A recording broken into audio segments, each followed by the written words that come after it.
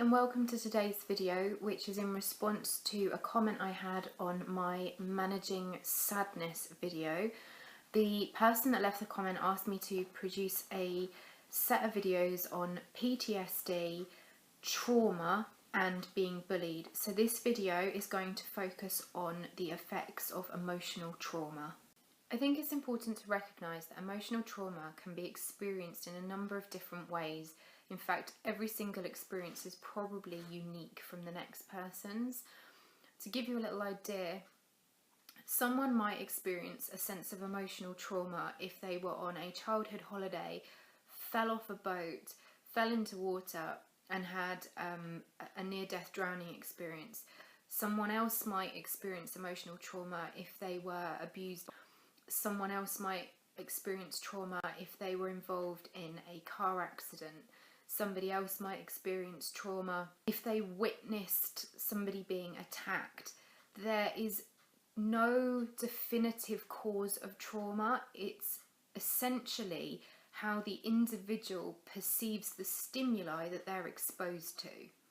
A person interprets an event as emotionally traumatic if they reach a point of sensory overload.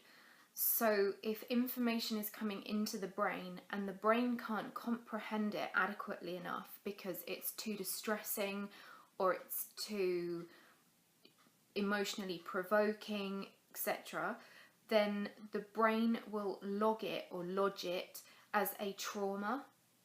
It's also important for me to point out at this stage that emotional trauma can also be as the result of prolonged emotional abuse. So if somebody experiences something once that's uncomfortable, they might very well be able to comprehend it and find a way of dealing with it. However, if somebody is repeatedly exposed to something deeply distressing over a prolonged period of time, that can then also become understood as emotionally traumatic because the brain has a maximum capacity for how much strain it can be put under, and eventually it gives out and it looks back over that history of experience and concludes that it can't deal with it, it can't comprehend it. It's again sensory overload. That point of maximization is reached. So in today's video, I'm going to share with you my top 3 tips for managing the effects of emotional trauma. Tip number 1 is for you to enlist the help of an integrative therapist. I've specifically chosen this style of therapeutic approach as my recommendation because you are going to be working with various components if you're suffering with trauma, and integrative therapists specialise in working with different techniques as they work with you. For example, you are going to have the traumatic event that happened in your past, which needs to be worked on in a psychodynamic way.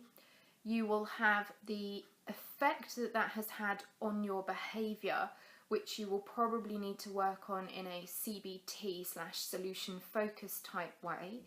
You're going to have the implications of your day-to-day feelings, which you are going to need to work on in a person-centred way.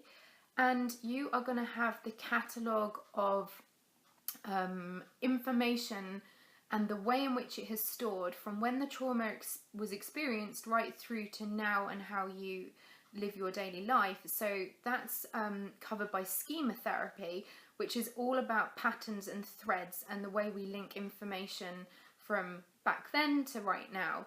So as you can see, trauma is really complicated and lots of different things are woven in together to create the overall effect that it has on you. Therefore, if you go and see a purist, so somebody that specialises in one style of therapy more than another, it's going to be very hard for you to get that diverse mixture of help that you're going to need that marries up to the diversity of the problem that you have. Step number 2 may be part of the therapeutic work that you undergo with an integrative therapist, and that would be exposure therapy. Now, this is not for everyone, and a good therapist will contract this with you before just launching it into the work. it's also something that you may feel that you want to do yourself, and you can start to work on that straight away if it feels safe to do so. And it may be something that you can never do, and that's absolutely fine if that's how it feels for you. So exposure therapy is where you relive or revisit the traumatic event. So if it was prolonged, then you would talk about it and all the different parts of it. And if it was a one-off event, then you would talk about that one-off event. And the purpose of exposure therapy is to enable you to go back and reevaluate that same situation until you eventually can talk about it or look at it and deal with it in a way in which it doesn't re-traumatize you. So to start with, that's where the risk is involved, because to start with, if you've never done that before and then you deliberately go and open the lid on that box, it can feel unbelievably overwhelming. So a good therapist will work with you extremely delicately to look at the elements of the trauma. You might, if you've got the trauma in the middle, you might start out here, ever so tentatively, just sort of looking at the very, very outside edge of what happened, and then gradually, really slowly, as it feels okay to do that, you come further and further in. And the great reason for doing it in therapy is because you have got that hold and contain sensation of working with somebody that is keeping you safe. If you decide to experiment with this on your own, I would really suggest doing some research around how to do it properly and safely, because just sort of sitting down and launching straight in and thinking, right, today's the day, I'm going to tackle that thing that happened to me, I'm going to explore it, I'm going to open the lid, and then all of a sudden you find yourself having some kind of sort of psychotic episode because you really are re-traumatized, you are re-experiencing, reliving that old pain. You need to be very careful. But if you do decide that that is what you want to try, whether it's on your own or with a therapist, doing that exercise in the right way can be so healing. Very nerve-wracking, granted, but if you feel like now's the time and you want to tackle it, it really can shift everything. I think the final tip that I want to share with you on this subject today is that it's important to recognise that the trauma happened in your past and you are where you are today. Even if where you are today is extremely painful and distressing, you're still not in that traumatic experience. So first of all, you need to give yourself credit for the fact that you survived it. You need to give yourself credit for the fact that you are managing in some capacity to live your life today. You then need to start to strengthen who you are in this present time. So a huge piece of work would be around building up your self-esteem, your self-confidence, your self-worth, your idea of safety, your support network, your coping strategies. So it would really be about saying, okay, the trauma has happened. I can't change that, but I can certainly learn to feel differently about that. And in order to do so, I'm really going to work on how I feel in the moment. So things like mindfulness would be really helpful, because it's really about being aware that you are in the here and now and that you're not reliving that same old experience.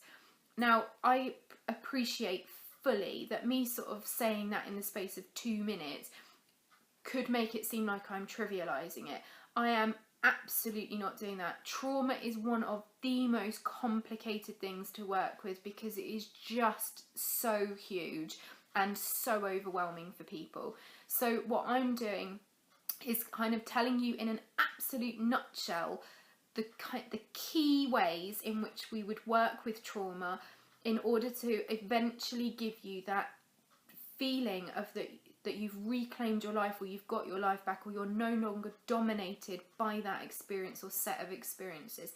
So where in the other videos I've done top 3 tips for living with it or managing it, I think the overriding message that I'm sending out in this video is that if you have been affected by emotional trauma, the key thing is to get professional help, because yes, you can work on it to a degree by yourself, but I think the essence of the problem would be so deep rooted, you would have a struggle on your hands to manage to turn that around without the support of somebody who can help to keep you contained and safe and guide you through that process. So to the person that left me the request about putting together this video on trauma, I really hope this is what you were looking for, and I hope this goes some way towards sharing with you my professional advice on your next best steps if this is comparable to how you feel. Thank you ever so much for leaving that comment, by the way. It's great that we're starting to interact. And for everybody else, it would be lovely if you're liking these videos for you to hit the like button on underneath this video now, and for you to subscribe to my channel. And please, please, please comment and tell me what you would like to see me make videos about, because if you are asking for the content, then this is going to be so much more beneficial than if I guess what you'd like me to talk about. Thanks for watching, guys. See you soon.